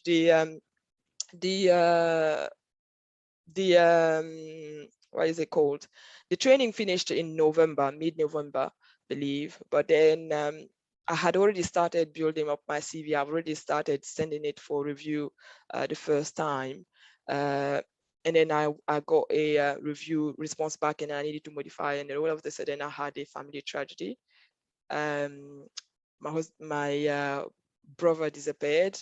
So I had to travel back home. So a lot of, we had a lot of family issues. And then I had to stay back home for about, sorry if I get emotional, but yeah, I had to stay back home for about a month and a half. And I came back around mid-Jan. And then emotionally, I wasn't there. I was still down. I was still, and then at the same time, my relationship was going again down. So a lot of things at the same time, emotionally, I wasn't there. I was struggling a lot. And then I've got my kids that I needed to be there for, my family that I needed to be there for. But I think it was the worst it was the worst moment of my life, and I would say I've never gone through that before. But at the same time, I don't know what. It's like I had this strength from nowhere. When I came back in mid-Jan, I was like, no, I'm not gonna let myself go. I'm not gonna drop it off from here. I've gone that far. I've done the training, and I need to carry on now before I forget all I've learned and before I get discouraged. And then I was like, this is what I wanted to do, and then I just have to go for it. So I picked myself up back after 2 weeks. Beginning of February, I took back my CV and started again working on it up to late at night. I had a full-time job that I was doing also because I was just coming back from this leave that I took. And then knowing that job also, I started that was a new job also that I started in BNY Mellon, so Bank of New York, in August. So all August was TLA, BNY Mellon at the same time. So it was a new role, it was a new training. So it was a lot. So I was doing it alongside. So I was sleeping late. Because the kids' commitment also. So I was sleeping late and all that. So I was like, no, I've not done all that for nothing. I've done the training November. This has happened. Okay, that's God will, but I need to pick up myself. So February, worked on the CV, sent it for review. I was a bit frustrated because all the time I was sending it for review, I needed to amend again. I was sending it for review, I needed to amend again. But the reason for that is that my CV was really my way of doing my CV was still bit worded French again. My French barrier was still there. So some of my wording, some of my writing, the way I write wasn't good enough.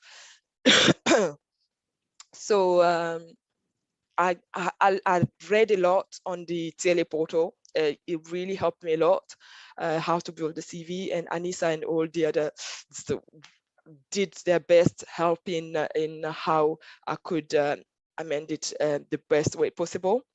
So I went on doing it every day. I will stay up late after work and do it and keep sending it. And my CV, I realized it was done by end of Feb, let's say before that. And then while I was doing the CV, I tried doing the LinkedIn at the same time. So I was reading the LinkedIn, how to build up the LinkedIn also at the same time when almost finishing up the CV. So when the CV was signed off good, I just copied and paste on LinkedIn. And as soon as I put it on LinkedIn, the calls started kicking in after a week. Wow. And I got overwhelmed with the calls because at the same time, the work I do at the moment is so stressful at the same time.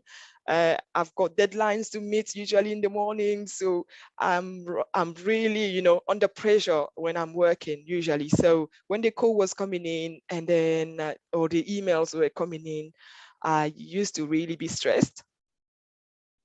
But I took on me, and then anytime the calls were coming in, I will pick up for a few minutes. And then if I can't pick up, they will normally send me a text message, and then I will respond to the text message, or I will send back an email.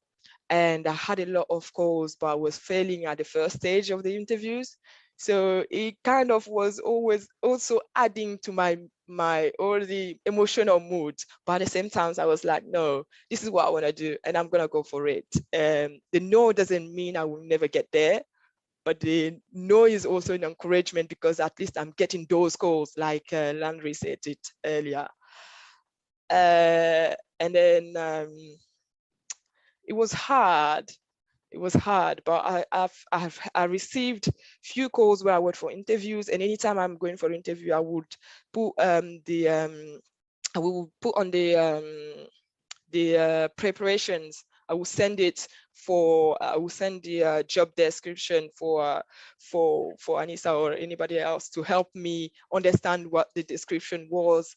I did a lot of YouTube also. Research at all. Every time I'm seeing a description that I don't understand, I will type it on Google. I will go on YouTube. I will read a lot of those interview preparations also. And then at the same time as I was doing that, I decided I have to do my BCS exam. I was like, I need a certification in this country. All my all my all my certification are from France. I need to know that I'll get there. I'm there. Something that I can be proud of, saying, I've done this. And then I would say this really helped me doing these both things alongside, like applying for the job and preparing for the BCS foundation, because while I was preparing for it, I was still remembering what I've learned during the training, because the training was back then in August up to November. And then I was understanding all the concepts of BA more, because I was going through it again and again, making sure that I can get that BCS exams, in the first time, really. So I don't like failing. So I did not want to do it twice. So I was like, I have to be ready for it and do it there and then. So I was every night on there reading the BCS foundation, the QAs, and going through it, and then doing the CVs, and then preparing for the different. And while going through the interviews, I realized it helps a lot when you fail those interviews. Like Leandri says, it's part of the process. Failing those interviews, once I fail it, when I get a no or when I get a rejection, I would go back and ask, why did I fail? That was one of the things that was helping me. And then I would take note. I would always ask for feedback, and I would take note on the feedback to know where it went wrong, really, what was missing. Why did they think I wasn't the suitable candidate? And they would give me really a constructive feedback. And even if it was through the recruitment, I would go to the recruiter and ask, what feedback did they give you? So each interviews, that's what I was doing. And I did the same as Landry. I had my post also at the back of my my computer. because because I was sometimes, because of all the emotional I was going through, sometimes I would probably be forgetting some of my words. So I realized those posts will help a lot. And then the funny thing is that one day I got a call from a recruiter recruiting for a BA role that was from the company I was working for. And then he told me about it, and then but it was a contract. I was like, okay, it's fine, I'm go for it, even though I was looking for a permanent role, because to me permanent was the best thing, because I've got mortgage, I've got kids and all that. For all those commitments, I was like, permanent is best for me to go for. So okay, I went on the interview. I did the interview, and then in the meantime, I was doing this. I was using the tool, the LinkedIn Help tool. I will recommend it to everybody to use it to increase their LinkedIn connections. It's absolutely amazing, and then it opens a lot of doors. That's where mine came from, to be honest. I kept applying on all the different portals, and on LinkedIn I kept applying, but where it happens is that I just added someone again that was working in the same company as me from different departments, and then I added him from this LinkedIn Help tool. And then all of a sudden he messaged me, and then he asked me, oh, hello, nice connecting with you. Are you still working in BNY? And I said, yes. And then I said, okay, cool. Which department are you? And then I told him my department. And then that's it. And then we had that conversation. And then that was a quick conversation, because I was very busy that day. And then I realized 2 or 3 days later, he messaged me on Teams, from the company Teams. And then he was like, oh, I had a quick sneaking on your LinkedIn profile. Your profile look amazing. You've got a lot of BA skills there and stuff like that. And then I was like, yeah. And then he was like, so what are you doing at the moment? And then I explained to him that currently what I'm doing is not, my title is not BA, but I'm aspiring for a BA role. And the good thing about it is that everything that I've done before, like in NatWest and then my online banking experience, I was able to, I would say, to translate those roles in as BA roles. So it was a transferable skills. And then I had understood the BA role, I would say, so perfectly that it was really easy to use what I did as if it was a BA role. And then it made it really interesting when I was speaking with the interviewer, because it really kind of showed as if I worked as a BA, even though it wasn't a BA role. So I told him, okay, my title at the moment is not BA role, because obviously I could not lie. He's working in the same company, he can see the title. So, but I'm aspiring to go back in the BA role. I've done this before, and that's where I want to take my career to. He said, okay, that's nice, that's cool. I might be able to help. That's where it all started. I might be able to help. There is this BA role being advertised from my department. I can give you the reference if you want. If you want, you can go on the portal and look at it. And then if you're interested, you can apply for it. And I will let my manager know. I'm like, okay, that's fine. And then he sent it to me. I went and read it. And then I was then very, very scared, because I know the department I'm working for. Obviously, when it's internal, they communicate between themselves. So I know the way I had put on my current role on my CV was probably a bit, you make it like sounds as if you doing a BA role, like the way I worded it and transferred it in as a BA role was completely. You would say that it's a BA role, to be honest. So that's I was scared that they would speak and then they would realize something that is not matching, and then that all got me stressed. And then I was scared also because I only started the job in August, and my manager, which I was getting along with very well, would probably be frustrated, but at the same time as well, like, this is me, this is what I want to go for. I just have to let her know, because internally you have to let them know that you're going for a role. So I went on, spoke to her, like, this opportunity has came up. I've been looking to get a business analyst role. I've been doing some kind of training, and then I want to apply for it. And she was really supportive, like, surprisingly, very, very supportive, and then was encouraging me, go for it. Obviously, I will be sadly losing you, but go for it. And then with that encouragement, I was then relaxed. And the stress has gone down a little bit, and then all my other emotional issue going around, I was like, life is what it is, but I'm doing this for me and for my kids, for my future. So, and then that's where I applied for it. And when I applied for it, I had the interview with three BAs. The contract one with the recruiter got successful, but it was contract, and then it was in the same company. And then I was like to them, because I already received the email also about this one saying that I would like you to interview you. So I put them on hold. I put them on hold. I was like, hey, thank you. I'm very interested, because this other one was permanent, right? So it was, and then it was more what I'm looking for in terms of everything that it was describing and stuff like that. So I was like, I put them on hold, and then I went for the interview. And then even me coming out from that interview, I knew the interview went well, to be honest. Just because of all the interview I've felt already, I had learned so much from it.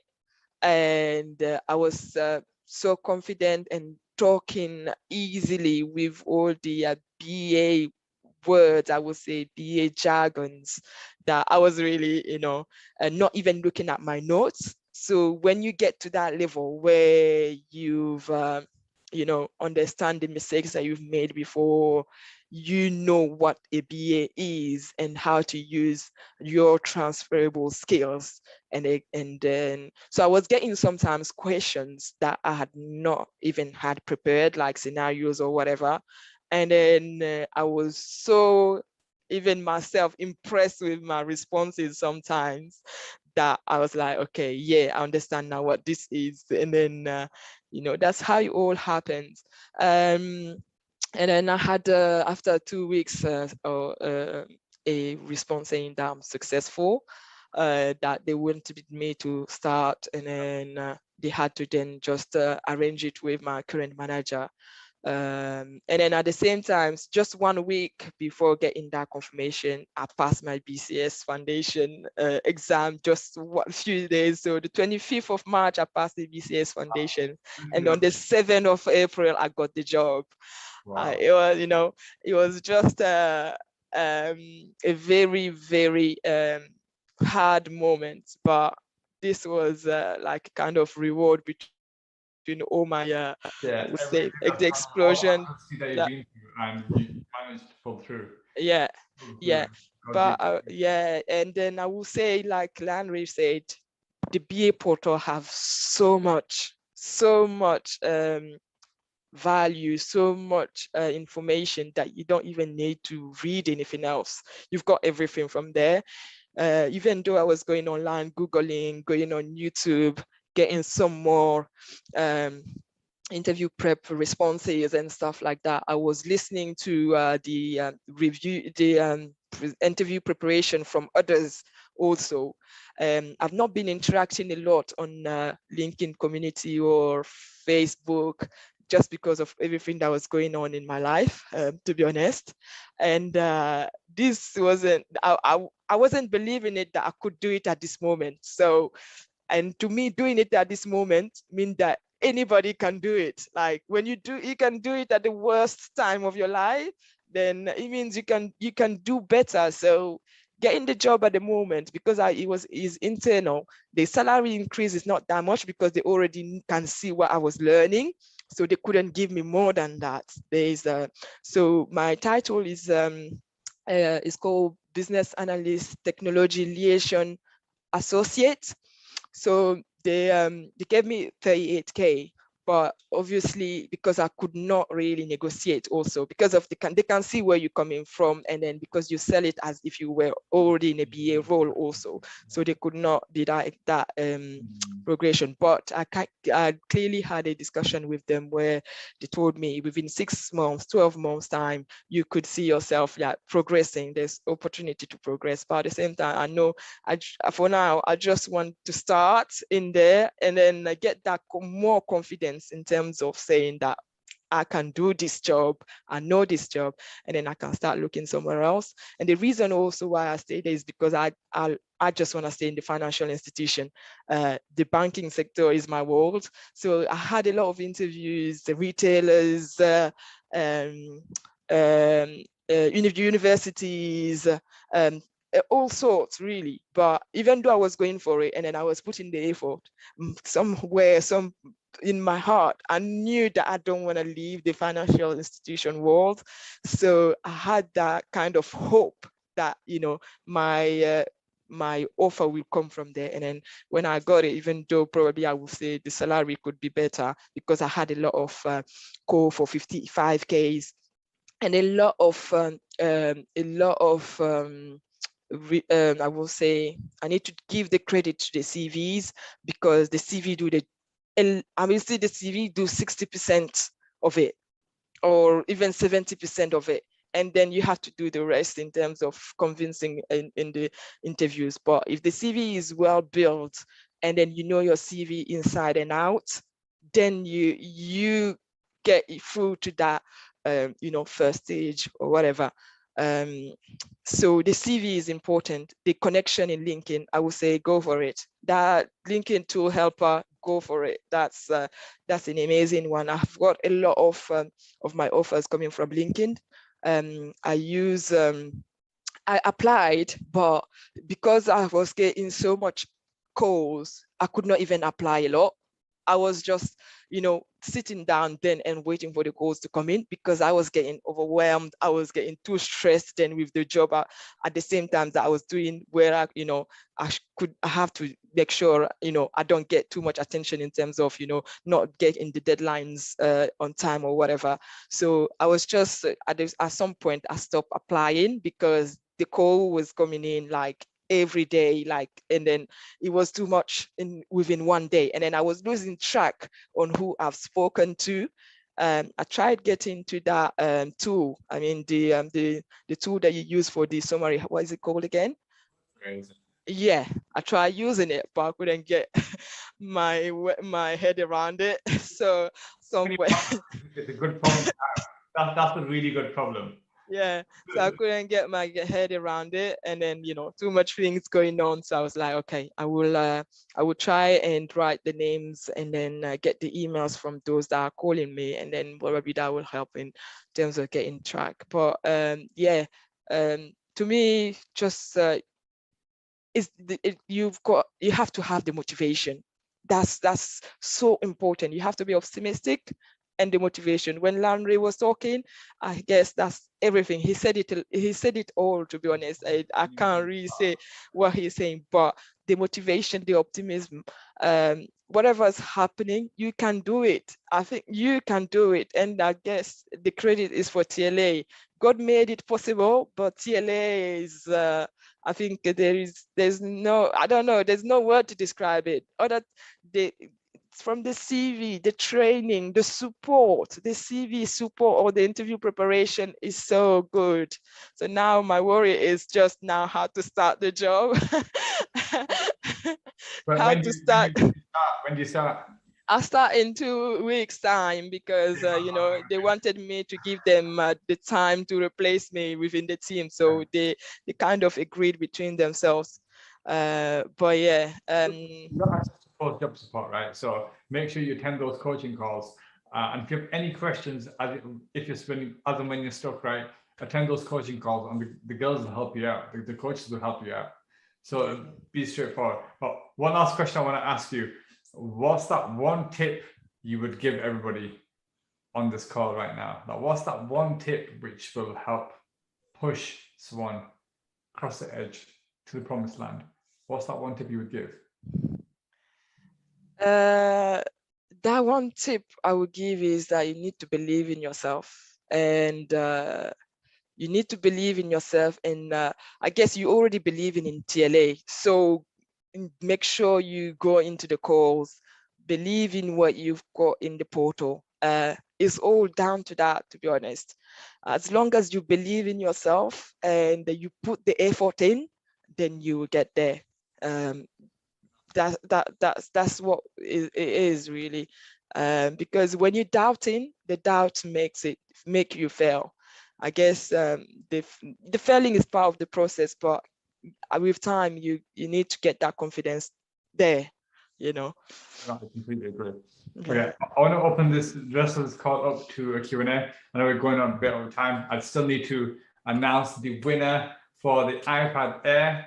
So I will go through that as well, but let's do a Q&A for the next 5-10 minutes, and I'll announce that as well. So I'll go through some questions. So just drop in the Q&A section if anybody has any questions for either myself or for Sira. I can see do you like project management as well? Is that in the chat section, is it? Yeah, that's in the chat. I will answer to that quickly. Yeah, I like project management. I don't really know if it will give me the same level of satisfaction as BA, but I kind of think that sometimes they go hand to hand. So yeah, they go hand to hand anyway, because when you are BA, you work with project managers, and then yeah, I will probably go for it if there is an opportunity, but we'll see first how I get on. Next question we have is from Tracy. How long from start to finish does it take? So average student takes between maximum up to 6 to 8 months. From the minute you start applying, on average, students usually take 2 months to secure the role. So for example, like Sira, she literally took a month to secure a role. And that's average. That's quite typical. So like, it depends if people permanent or contracting. Permanent, the life cycle is slightly longer because it's like a few stages to the interview. Contracting is usually one interview and then boom, you manage to get in. Perfect. Next question we have. Landry, loving the podcast. Could you give me some study tips on that one? Best study tips, go through the TLA portal, go through the book and practice as many practice paper questions as possible. Okay, question from is Danny. Which career path as a data rate contractor is most lucrative between a business analyst and project manager? Also, is it mandatory to do the BCS Foundation certificate to pursue a career as a BA? Okay, Danny, ultimately it all comes down to what your current situation is at the moment. 100% comes down to that. I've dropped a link for to book a call to speak to a career coach, and they can advise you accordingly based on your current skill set right now, whether project management is better for you or business analysis. If you don't have management experience, then I would 100% suggest go towards business analysis. Project management only makes sense if you have some level of management experience already within either the banking finance sector or within that environment. So you understand how that environment works. So then it becomes a much easier skill set when it comes to managing projects because you've got a lot more transferable skills. However, if you've not worked in banking and finance, if you've not worked in healthcare as such, you don't understand how those environments work. And if you do have some level of professional work experience though, then 100% I would suggest go towards BA. That would make more sense. They're both just as lucrative as one another. They both can get you to like £600 per day contracts. I would suggest to do the BCS Foundation to become a BA. It's better to have some qualification than have no qualification at all. But we do get some students that end up securing a job and then they end up doing the certification afterwards. That does happen as well, but it's on a case-by-case basis. Anonymous, some of us don't have degrees, so I'm guessing the BCS certification will help. Yeah, 100%. If you don't have any certifications, generally, I know a lot of people generally do have that craving, if they don't have a degree, to get some sort of certification under the belt. So I would 100% suggest to do the qualification.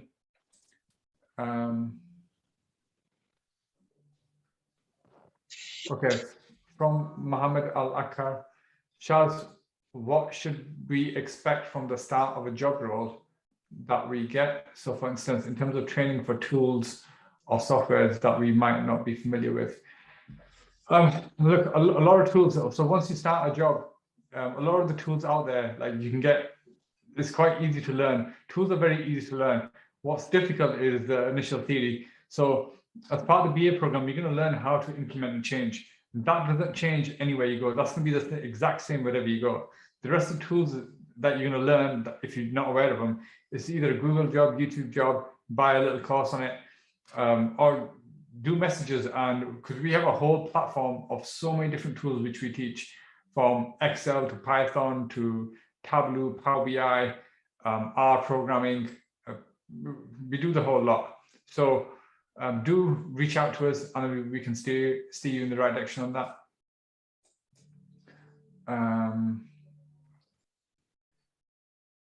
Okay, so from Wales, so how do you suggest I review my CV to highlight Scrum Master BA with current team members connected to me on LinkedIn?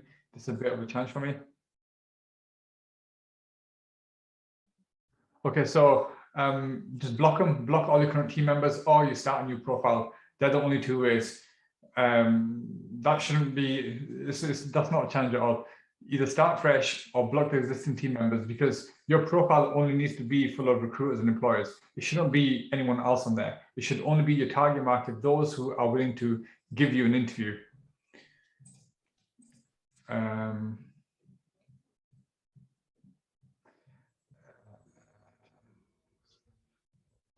Okay, question from Itimi. What would it take to get on the program, and when is your next intake? A good question. So what it takes to get on the program itself. So 100% I would suggest to book a call with our career coaches. I've just dropped a link now in the chat section. Book a call with our career coaches. They'll talk you through your existing experiences. They'll go through, break down all the previous experiences. They'll understand where you're currently at, where you need to be. And then they'll recommend whether or not business analysis is better for you, or project management, or data analysis. It all depends on your level of experience that you have. And then they'll onboard you, they'll talk you through the program, how we can help you get that role. and then they'll offer you what part of the program, if not all, the entire program itself is best for you, and they'll talk you through pricing options and payment plan options, etc. So 100% please do book a call, and hopefully we can get you on board and get you the results you're after.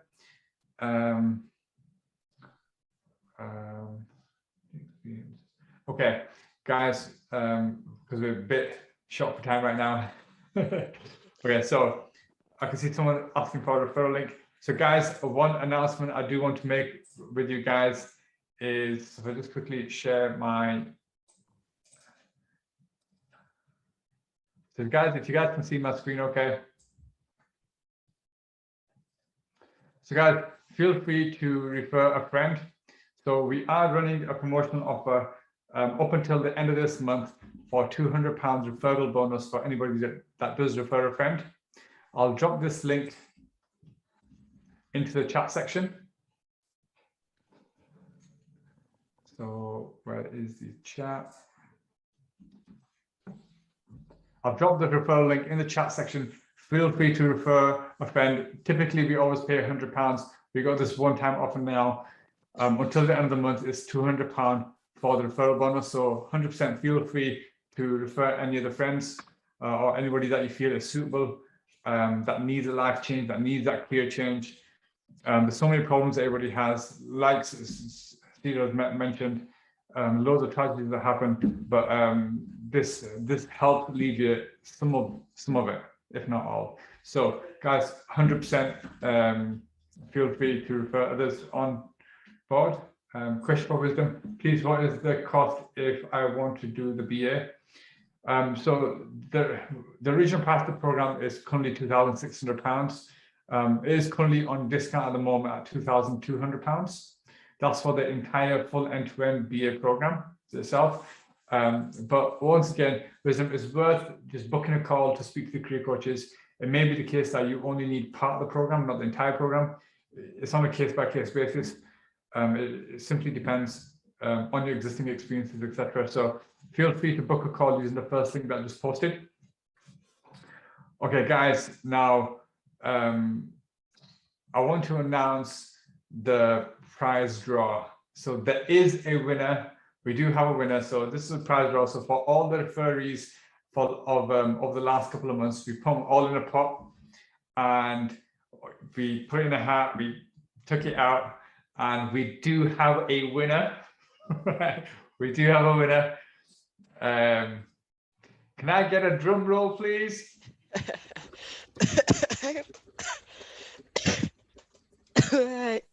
Okay. And the winner is Cynthia.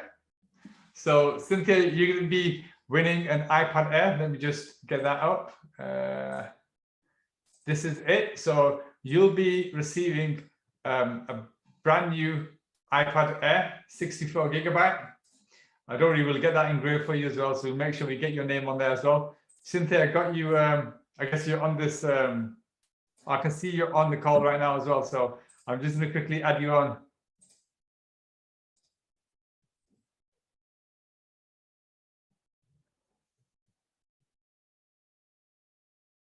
Cynthia, can you hear me okay?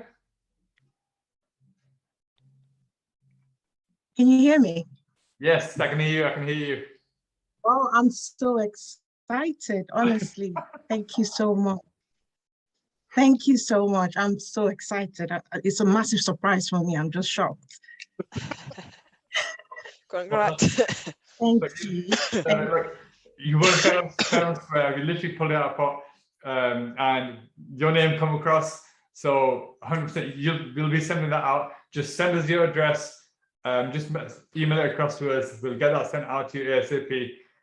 But you guys absolutely crushed it. Sierra, you're absolutely amazing. Your story is super, super inspiring, and especially with all the tragedy that you've been through, and to see your progress, to see where you were at, and even emotionally, physically, it takes a massive toll on you. To see where you were at, to see where you've come now, it's a huge progress. Yeah. So massive well done to you. You should be proud of yourself. Like, you've done really, really well. Thank you. Well. Thank you. I'm just going to answer the question quickly. They've been asking about the common question. So the question about elicitation techniques come back a lot, process mapping, but most of all, when you have meet a challenging stakeholders, this is one of the top questions they like to answer. When was the time where you have faced the challenging with stakeholders?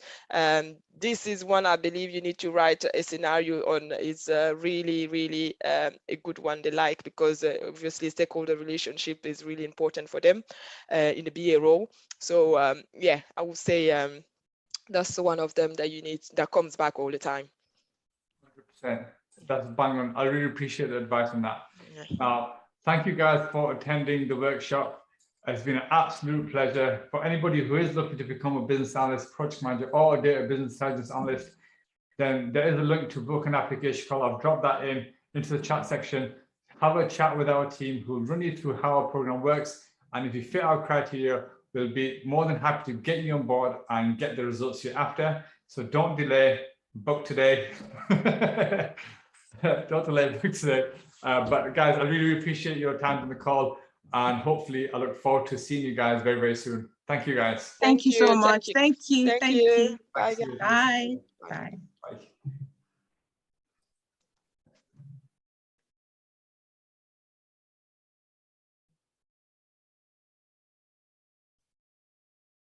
Thank you all, and hopefully I look forward to seeing you guys very, very soon.